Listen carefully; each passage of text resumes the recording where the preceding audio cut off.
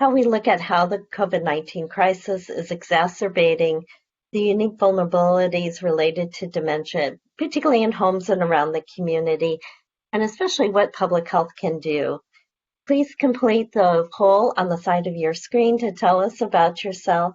And I'm going to run through a couple quick housekeeping items.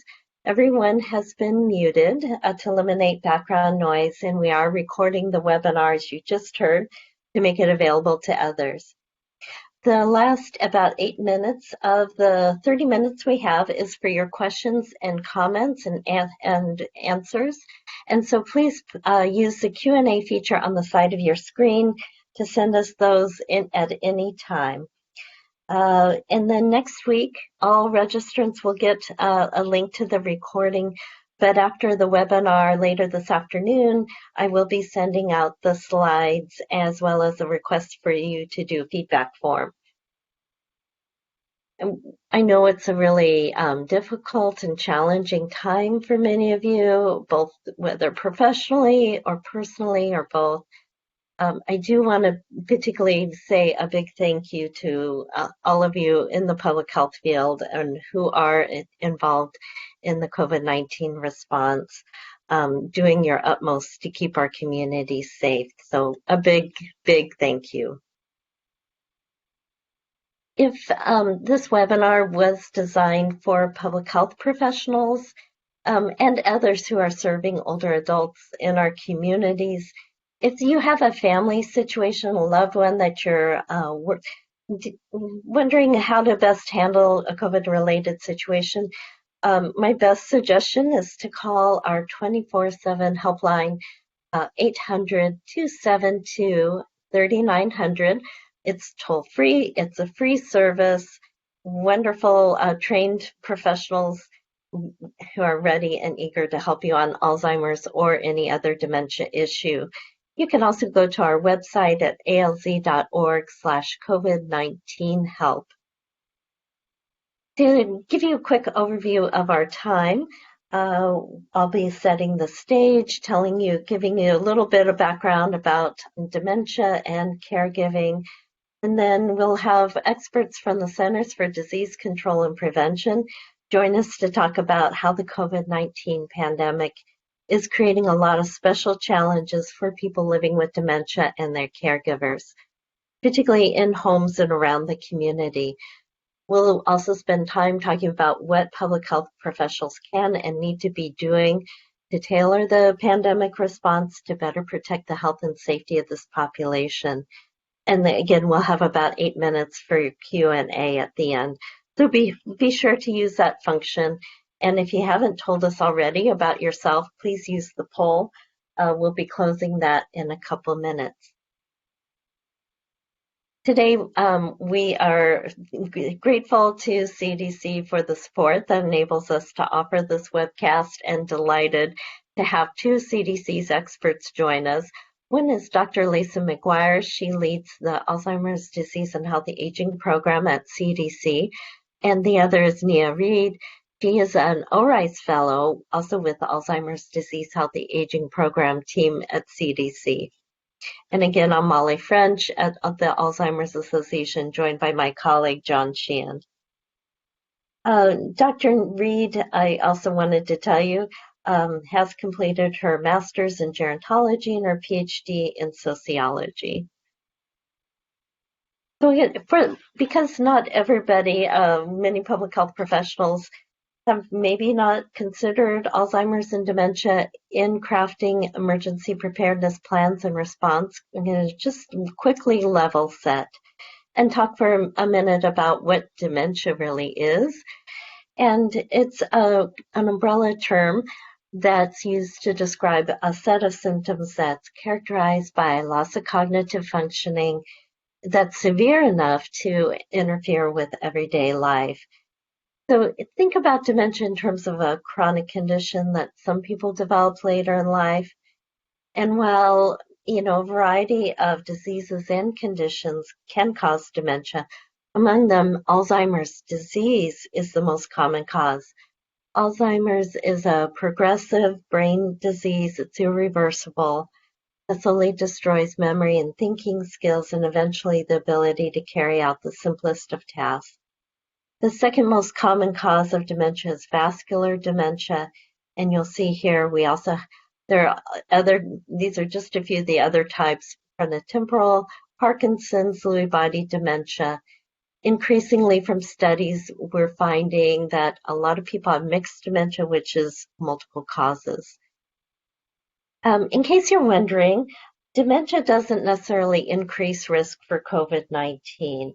But if a person with dementia does contract COVID-19, their cognitive impairment may get worse. Another key thing to know about people living with dementia is that for many types, the condition is progressive, and so the person gradually loses their ability to care for themselves and increasingly rely on caregivers. So as the COVID-19 crisis evolves, you need to be thinking about both the person living with dementia and their caregivers. With regards to caregivers, as you'll see in the second bullet, this may fit your typical image of them, a caregiver for someone living with dementia being perhaps a spouse or an older adult child. We do know that for quite a few of those dementia caregivers are age 65 or older, and of course, being older age puts them more at risk for COVID-19 complications. But also a large segment of caregivers for people living with dementia are also caring for a child or grandchild or another younger generation. And so with so many schools switched to virtual learning during the COVID crisis, this means that a lot of sandwich caregivers are really having are more thinly stretched, if that's possible, than they were before, in the times before. Because the unique challenges of dementia cognitive impairment and reliance on caregivers really creates some unique circumstances in emergency and disaster preparedness. This population is particularly vulnerable, and the national guidance from the Healthy Brain Initiative for state and local public health and the blue roadmap you're seeing, it calls on public health professionals to look after and tailor the emergency response to meet the special needs of people living with dementia and their caregivers, to make sure that they're getting information tailored to their situation and that emergency preparedness professionals are ready to serve them, that they have the background knowledge that they need. Another surprising thing is sometimes to some professionals is that by and large, the majority of people living with dementia live in homes and apartments around the community. They are not necessarily in nursing homes or assisted living. And a quarter of these individuals who are living in homes and communities around the community, a quarter of them are living alone, so they don't have a caregiver, particularly in the house. And for persons living with dementia in the community, 30% receive care from 3 or more unpaid caregivers. So they're in contact with a lot of different individuals. It's also very important to understand that the COVID response needs to be taking into account that 95% of people living with dementia have one or more other chronic conditions. And the cognitive impairment that is related to dementia makes it more challenging for them to adhere to their care plans that are so important to managing those chronic conditions and preventing hospitalizations and extenuating circumstances. And also that 6 in 10 people living with dementia, thinking about them in the broader community setting, 6 in 10 wander. And that means they're leaving the house on their own without necessarily a destination. It puts them at an associated greater risk, particularly if they may be encountering other people who have been infected with COVID. So now that you have a little bit of background, I want to go ahead and switch and have Dr. McGuire and Dr. Reed join us. And Dr. Reed and Dr. McGuire, are you on the line now? I am here, Ms. French. This is Lisa McGuire. Thank you, Dr. McGuire. Dr. Reed? Hi, this is Nia Reed. I'm here as well. Oh, wonderful. Great. Thank you.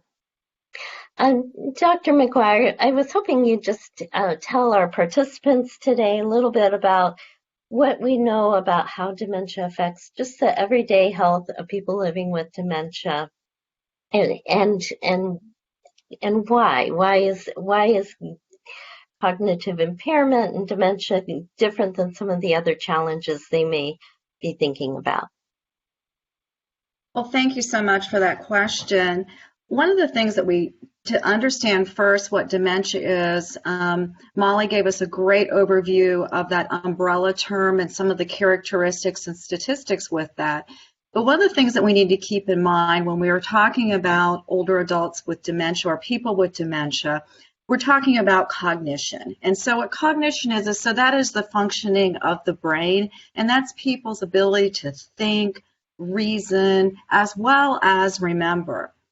Now, some of the things that we know health-wise is we know that adults, and Ms. French pointed out to us the number of people who do have dementia that live alone, but we know that typically adults who live alone, women, and those without a college degree tend to report memory loss and have at least one chronic health condition. For example, nearly 84% of women aged 45 and older with memory loss also have one other chronic health condition. We also know from a recent CDC paper that people with arthritis are more likely to report having memory loss regardless of age. So about 60% of people 45 to 64 report that their memory has worsened in the past year and have arthritis.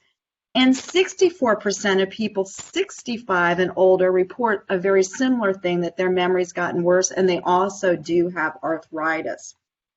Now, one of the things that I think we need to think about too with this is many older adults do not talk with their healthcare provider when they're starting to have some of these memory challenges. So it may be going unnoticed or even unreported in their medical record. So the point that I'm trying to make today is when we're talking about people who have dementia, they also have other chronic health conditions. It's not just dementia and COVID that we're talking about, but there's also the possibility of them having arthritis, diabetes, hypertension, and some other kinds of conditions. So caregivers also, I want to point out, are extremely important for people as the disease progresses. So with that worsening memory loss or confusion, combined with especially those chronic health conditions, it can make it very difficult for somebody to live independently and manage those everyday activities that we all take for granted, such as cooking and cleaning, managing our health conditions and medications, and keeping up with just good old general medical care and medical appointments. We also know that those poor health outcomes, such as preventable hospitalizations, can also be impacted by this memory loss or dementia that somebody might be experiencing. Molly? Yes, thank you, Dr. McGuire. You gave us such a wonderful context, too, about caregivers. Are there particular safety risks that public health professionals need to be thinking about with regards to people living with dementia who are just all around their community? Well, really picking up on some of the wonderful background that you gave us, we know that many older people who have dementia wander. And what this is it means that they walk. And walking, as we know, is a great physical activity, but there's some type of energy or desire within them to walk. They may or may not know where they're walking to. They may or not know where they came from or remember where they came from. So it really can become a safety issue. Other things that we need to think about are falls. And just even some general things about living alone, such as managing those chronic health conditions. So that might be, monitoring their blood glucose. That may also be taking their medications at the appropriate times, in the appropriate ways, at the right dosage. But as the disease progress increases, we really need to be concerned about some of the safety issues, such as leaving the stove on or other potential hazards around the household, in addition to the challenges that the person might already be experiencing with activities of daily living or those instrumental activities of daily living. Thank you, Dr. McGuire. And, you pointed out just how the caregiver is not only just helping the person with dementia with, getting through their daily routine, but then also has to be on guard for safety, as well as our first responders in communities to be thinking about that too, whether it's medication risks or falls and injury, wandering. Dr. Reed, you served in the Emergency Operations Center for CDC. Thank you so much. What's coming into CDC in terms of how COVID-19 and the pandemic are complicating the health and safety of people living with dementia at this time? Thank you, Ms. French. Step in caring for people living with dementia in any setting is to understand that changes in behavior or worsening symptoms of dementia should be evaluated, because they can be an indication of COVID-19 infection or worsening stress and anxiety. Not everyone with COVID-19 has symptoms, but when people with dementia do have COVID-19 symptoms, they can include the following symptoms: increased agitation, increased confusion, sudden sadness, along with common COVID-19 symptoms such as cough, difficulty breathing, chills, and other symptoms. Other complications that challenge the safety and health of people living with dementia include the fact that caregivers are seen as visitors in healthcare settings instead of as essential actors in the care required for people living with dementia. Ultimately, caregivers are essential workers during this pandemic, especially caregivers of people living with advanced dementia. Also, a complication is healthcare providers are not always aware that they may face difficulties caring for people living with dementias because they, one, may not cooperate, may not follow personal protective measures such as wearing a cloth face covering or practicing social distancing, or two, they may refuse diagnostic procedures. So caregivers of people living with dementia maintaining as much of a routine as possible for their loved one, while including CDC's recommended guidance on how to take care of yourself and others during the COVID-19 pandemic, is very essential and important. And finally, caregivers have the resources to take care of their if caregivers have the resources to take care of their own health, this is vital, because caregivers may experience increased stress due to heavy workloads, fatigue, and other situations that may come with an emergency. There are different challenges of people living with dementia in memory care units and wings of long-term care facilities, including wandering, as Dr. McGuire pointed out, difficulty practicing social distancing or wearing masks, and the like. We have created guidance to help address these issues, but these are some of the challenges that are being faced. And the situation, I think, thank you, Dr. Reed, really varies from community to community, but we know with so many, the closure of so many or postponement or switch to virtual operations, in communities to respond to the COVID-19 crisis, that's been a key and necessary step, but in a way it's isolating, removing some essential supports that both people living with dementia have been relying upon, as well as caregivers. Dr. McGuire, what are some 2 or 3 key public health actions that public health departments can be doing to make sure that look after the unique needs and vulnerabilities of people living with dementia and caregivers at this time? Well, thank you for that question. One of the key things that I think that we all should be doing is very frequently visiting the CDC webpage for the latest information about the COVID guidance and the COVID updates. Like, for example, today there was a new document posted about not memory clinics. Nia, help me, what's the right term? Memory units, for example, like a dementia unit or that occurred within an assisted living facility. So there is information being added on a daily basis. So check out the website. The second thing that I encourage people to do is within their own sphere of public health is to prioritize those that are higher risk.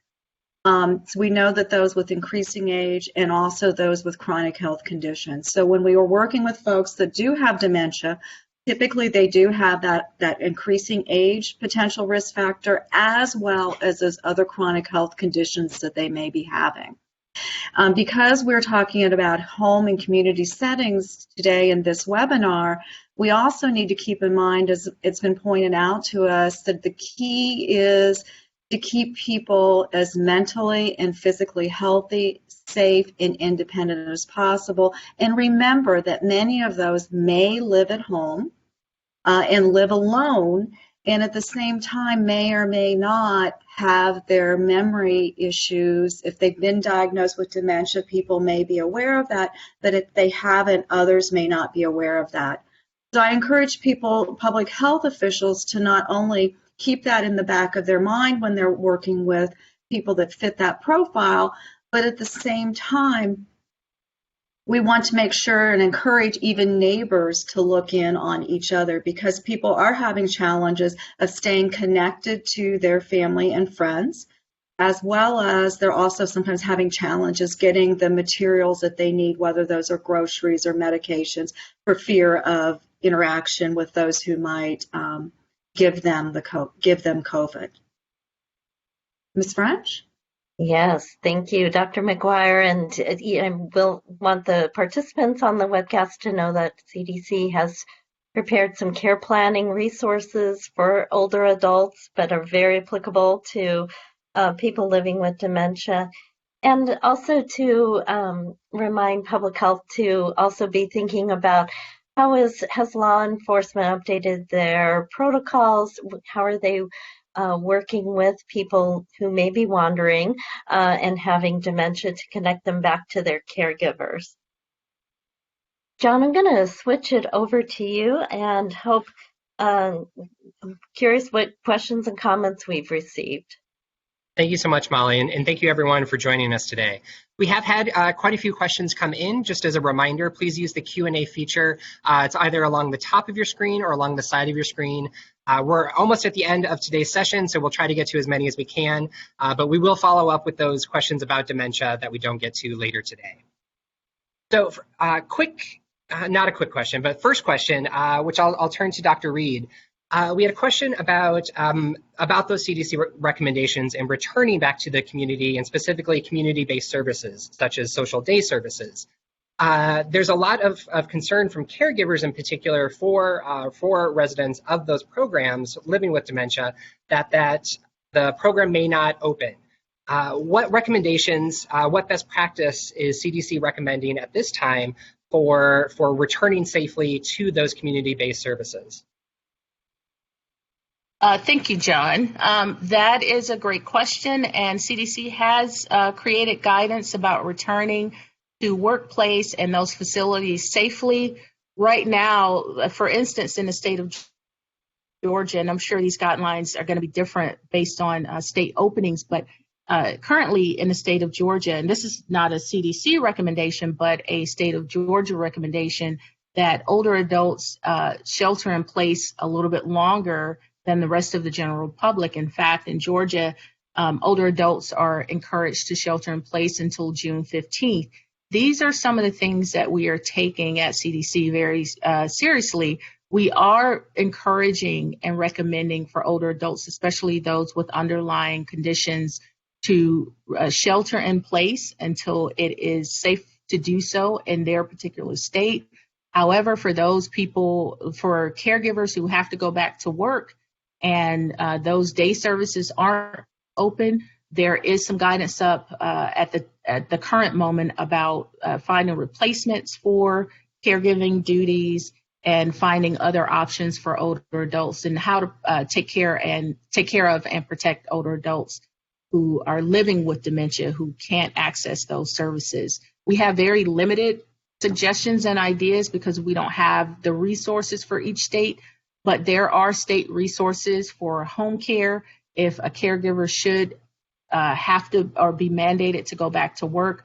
But at the moment, if caregivers are home with people who are living in community settings and require a caregiver, there is guidance on the CDC's COVID-19 webpage to take care of older adults living with dementia at home. I hope that answers your question.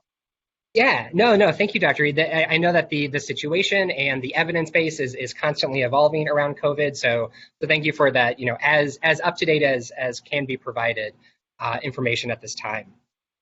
I think we'll take one more question before we wrap up today.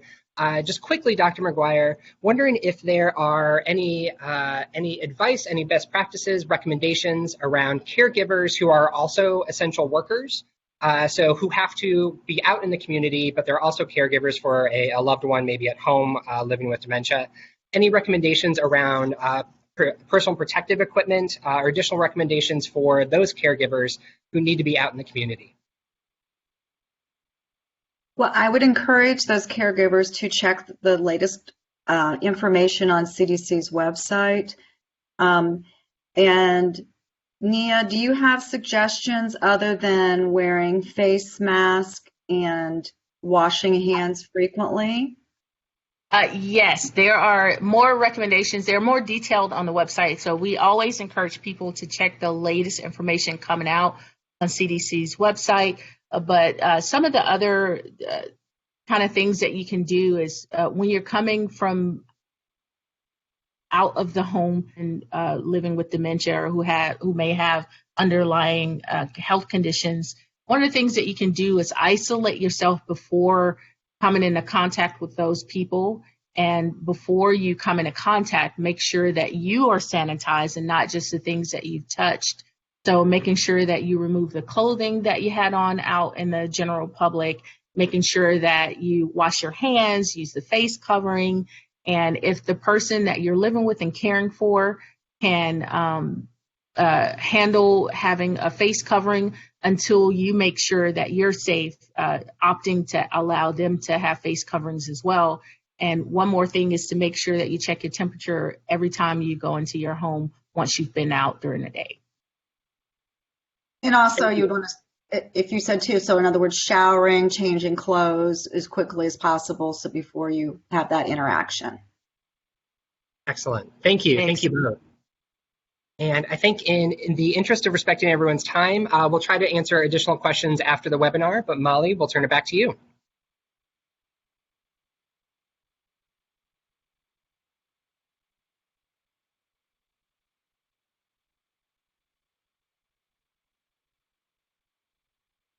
And Molly, unfortunately, we're not hearing your audio come through. Thank you, John. Trying to reduce the echo. I'm going to fly through the next couple, but later this afternoon, I will send out the slides with all their links. We do hope that you'll respond to our feedback form. And CDC mentioned several times their wonderful and growing array of resources they compiled for you. Some of their best, their top 10 or so. I hope everyone will take a little time to look at that. And then a lot of the information that we've covered today are on some tip sheets, and those are available at alz.org public health-COVID-19. Encourage you to take advantage of those. It includes a customizable poster. You see one that we customized here for Maine, but this is available free, a wonderful tool for public health to use. A big thank you to Dr. McGuire and Dr. Reed. Thank you so much for joining us today, and especially to everyone who has participated. We really appreciate your time. We care about what worked for you and how we can improve. Please fill out the feedback form. And with that, we'll close the webinar. Thank you, everyone. Be safe.